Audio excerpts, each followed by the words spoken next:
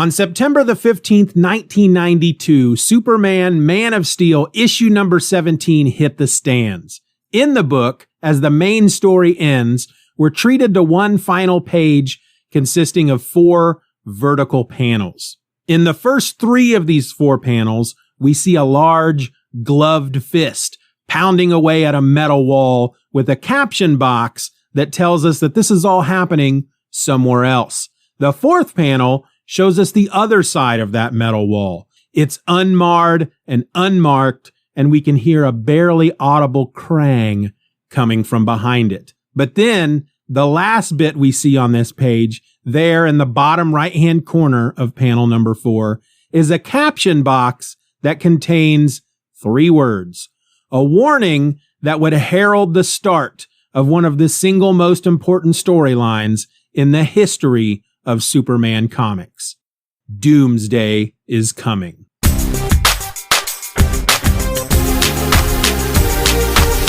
Hello and welcome to Just Another Fanboy Presents, The Death of Superman. I'm your host, my name is Steven, and yeah, unlike Just Another Fanboy, where you have no idea what you're in for each and every week, this is the podcast where I take one full season of episodes and focus on just one subject or storyline. In this case, of course, I'm talking about the death and return of Superman, a storyline which began 30 years ago this month in Superman Man of Steel number 18 and ran throughout all 4 of the ongoing Superman titles, ending in September of 1993.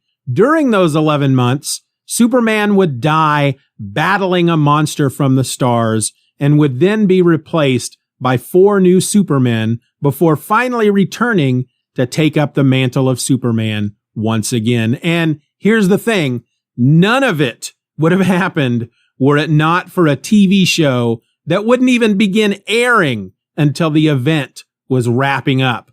But first, before we get into all of that, here's how the first season of Just Another Fanboy Presents is going to work.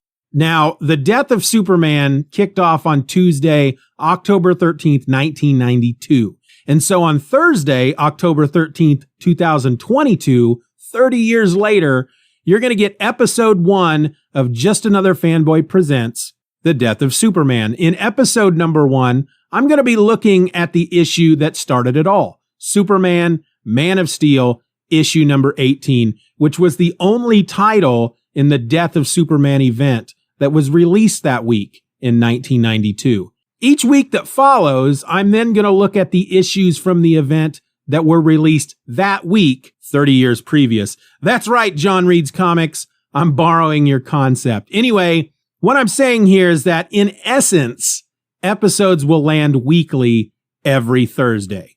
Well, for the most part. See, while I was out there on Mike's Amazing World of Comics, researching the sales date of each of these issues, I discovered that there were weeks back there in 92, 93 in which no issues from the event hit shelves, meaning that on those particular weeks, there's not going to be an episode of the podcast. In fact, with the exception of Legacy of Superman number 1 and Supergirl and Team Luthor number 1, not a single issue of the event was published in most of February and most of March in 1993. So yeah, I'll be taking those weeks off as well. And that, my friends, is how the show is going to work. And it all starts next week. But before we get there, I wanted to take some time here and talk about how the story came about in the first place. Now, I am going to try and be brief, but considering that I'm about to go all the way back to 1986 in order to provide you with just a bit of context, well, y'all might want to take the opportunity now to visit the restroom if you didn't do so before the episode started. In fact, here's a little Death of Superman music to pee to.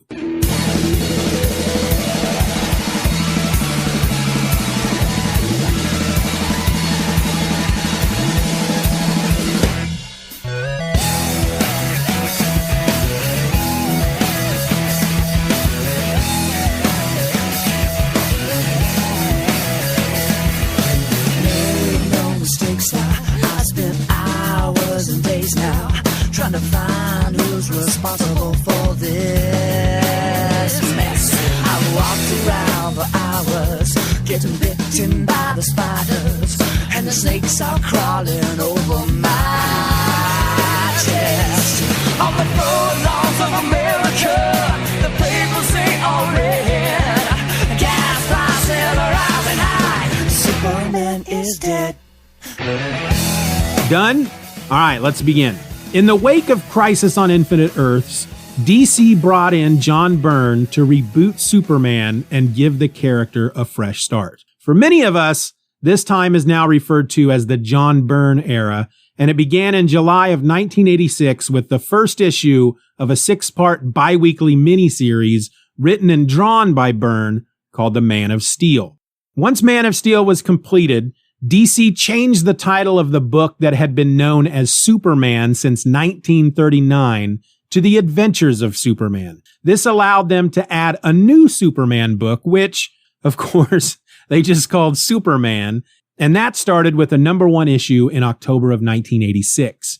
This then gave DC, at the time, 3 different Superman titles: Action Comics, The Adventures of Superman, and Superman. Byrne would write and draw both Superman and Action Comics, while Marv Wolfman and Jerry Ordway would take over The Adventures of Superman. Now, by this point, if you're asking yourself, what does any of this have to do with the subject at hand? Well, I think it's important to talk about the John Byrne era because Byrne introduced a few new elements into the Superman mythos that you kind of need to know about before jumping in to the death of Superman. I mean, we all know the basics, right? Superman, as baby Kal-El, is sent to Earth in a rocket ship by his Kryptonian parents as his home planet, Krypton, blows up behind him. The rocket and Kal-El are found by Jonathan and Martha Kent from Smallville, Kansas, and the baby is raised as their own and given the name Clark Kent. As an adult, Clark lives in the big city of Metropolis, where he works as a reporter for the Daily Planet newspaper, alongside love interest Lois Lane. Clark, however, has a secret. He is also Superman, Man of Steel and champion of the oppressed. He's saving lives, he's taking down the bad guys, and he's just basically out there doing the right thing over and over again. After nearly 50 years of publication, however, Superman's backstory got to be a bit complicated, especially in the Silver Age, where, as I understand it, they were adding superpowers to Superman willy-nilly in order to tell the kinds of stories that they wanted to tell. And you know what? There's nothing wrong with that. But then came Crisis on Infinite Earths, an attempt by DC to declutter the DC universe in order to make the books easier to jump into by new readers, which meant that Byrne's Superman was a back-to-basics type of approach that would simplify all of the craziness that had come before. For example, by the time the Crisis began, there were a number of Kryptonians running around the DCU. The most famous of them, besides Superman, was Supergirl. Well, Byrne went in and eliminated all that. Superman's reboot made him the only surviving Kryptonian left in existence, or the last son of Krypton, basically. And so, of course, Supergirl was no more. Byrne also wrote it that Clark's powers didn't fully manifest until he was an adult, thus chucking out the idea that Clark began his superhero adventures in Smallville as Superboy, which of course meant that Superboy was no more as well. Another big change that Byrne made was with Lex Luthor, who was no longer the mad scientist he was before the Crisis, but instead was your basic evil, rich, capitalist white guy. In fact, this new Lex was modeled after Donald Trump, albeit a smarter, more successful Donald Trump, but still, the armor-wearing mad scientist guy was out and the corrupt businessman was in. And at one point during Byrne's run, Luthor actually began wearing a kryptonite ring to protect himself from Superman. Now, this is going to come into play later. Just, put that in your back pocket for now. And so the last thing Byrne would change would be in Superman number 16 from December of 1987, where Byrne introduced a new Supergirl to this new DC post-crisis universe. But this Supergirl wasn't Superman's cousin. No, she was a shapeshifter from a pocket universe, which then opened up Byrne's back-to-basic Superman to then quickly becoming just a bit more confusing. Anyway, Byrne left Superman in 1988, and by 1992, when the Death of Superman began, sales on the Superman titles weren't really all that great. By this point, there were now 4 ongoing Superman titles after they had added Superman Man of Steel to the roster in May of 1991. The 4 titles were Action Comics, The Adventures of Superman, Superman, and Superman Man of Steel. Now, Mike Carlin was the editor over all of these Superman books, which made him the guy in charge of ensuring that everything tied together and made sense across all 4 of these titles. And the best way to do that was with what they began calling the Superman Summits. See, when John Byrne was on the books, he was basically the showrunner, which meant, in essence, that he decided what was going to happen to the Man of Steel. Once he left, however, it was up to Mike Carlin to try and figure out the best way to ensure that 4 different creative teams were working with the same vision and toward the same goal. And so, starting in 1988, these creative teams would get together and map out what was going to happen in the Superman books for the following year. During these summits, it was apparently a running joke that if they ever got stuck on a story point, one of the members of the creative teams, Jerry Ordway, would suggest the idea that they just kill Superman. Everyone would laugh, oh, that Jerry Ordway and his silly ideas. And then the suggestion would be summarily ignored. Coming out of these yearly summits, however, was a major storyline which would culminate with Lois and Clark getting married in the Adventures of Superman number 500 in April of 1993. See, after Byrne left, the creative teams began injecting a bit more romance into Superman's life, which meant bringing Clark Kent and Lois Lane closer together. In fact, Clark proposed to Lois in issue number 50 of Superman back in October of 1990, and wouldn't you know it, she said yes.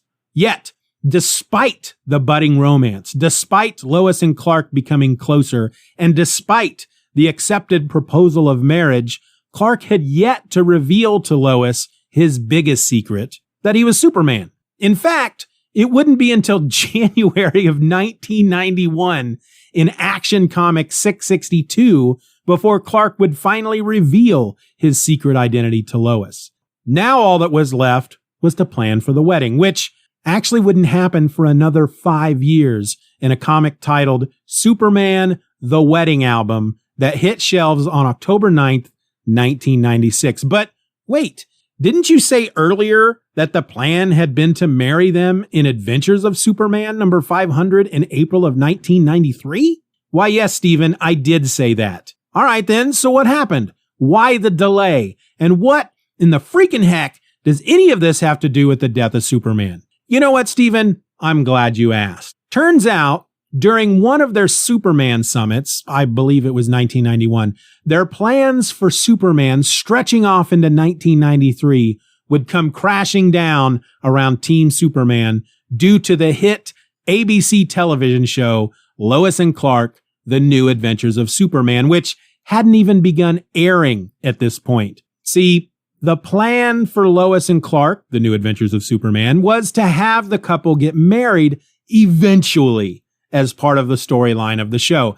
And despite the fact that the show wasn't set in the same universe as the comics, the folks over at Warner Brothers, which is the giant entertainment conglomerate that owned both DC Comics and ABC, well, they demanded, at the time anyway, a sense of continuity across all of their properties. And frankly, even though the show was still in development, it was forecast to be a bigger moneymaker than the comics. And thus the show, as far as the fat cats over at Warner Bros. Were concerned, was the more important property. Which meant what exactly? Well, it meant that Lois and Clark were not allowed to get married in the comics until they got married on the show, which again wouldn't even begin airing until September of 1993. So now this major storyline that Team Superman had mapped out for the next, almost 2 years had to be scrapped, and they were left scrambling to decide what to replace it with. That's when, as if on cue, Jerry Ordway joked once again that they just kill off Superman already. This time, however, the laughter didn't end with the others ignoring the suggestion. No, this time, Team Superman just kind of figured, well, if we can't marry him, let's kill him. And so they began to plan. What Team Superman had realized by this point was that the world had begun to take Superman for granted. I mean, here was this godlike being who always seemed to be where he was needed, and the thought was that folks had gotten to the point where they just assumed that Superman would always be there to save them. This then led to the inevitable question, what if Superman wasn't there when the world needed him? And that, folks, is how it all started. Whew, that was a lot. And yet, I'm not quite done. Before I leave you, there are a few more items that I think y'all need to know about before you jump into the death of Superman, especially if you've never read it before. First off, this event began nearly a year into what folks now refer to as the Triangle Era. All right, Stephen, what's the Triangle Era? Well, if you look at the covers of each of these issues that make up the death of Superman, you'll notice that each one has a triangle on it. And inside that triangle is a number. The numbers within the triangles represent the order in which each issue across all 4 titles should be read. And they started with Superman number 51 from November of 1991. Next up, you know how I mentioned that John Byrne had brought Supergirl back into the DCU, but that she wasn't a Kryptonian, but was instead a shape-shifting protoplasmic matrix taking the form of a woman? Just, keep that in mind when you read through this event. That way, certain things won't surprise you. Plus, I also mentioned a kryptonite ring that Lex Luthor had begun to wear to protect himself from Superman. Well, he got cancer from prolonged exposure to the radiation that emanated from the kryptonite, and he died. Except that he didn't really die. Not at all, because you know what?